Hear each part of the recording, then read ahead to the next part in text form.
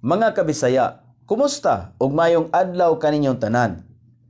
Kini usab ang inyong kabisaya Nonoy B ang mopaambit kaninyo sa mahinungdanong butang sa pulong sa Dios. Karon atong pagkatun-an ang nahisulat sa Juan kapitulo 6 bersikulo 69 nga nagkanayon, ug kami nagtuo ug nakasiguro nga ikaw mao kanang Kristo ang anak sa buhi nga Dios. Ang mga pulong ni Pedro medyo nahuna-huna sa iyang gipasabot nga ang tinuod nga mga disipulo bisan pa adunay labaw nga pagsabot og ingon nga sangputanan mituo sa maong pananaw. Si Jesus ang Kristo, ang anak sa buhi nga Dios. Mao ang tibuok nga ngalan ni Jesus alang sa iyang pagpabilin sa yuta. Si Kristo nagkahulugan nga Mesayas o ang dinihugan.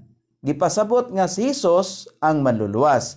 Ang anak nga lalaki sa buhi nga Dios nagsulti kanato nga walay pagduha-duha nga ang amahan ni Jesus Dios. Ang Dios wala mamatay. Siya ang dako nga Dios. Si Jesus miingon, ako adunay hingpit nga paglungtad alang sa tanan nga kahangturan. Salamat og maayong adlaw.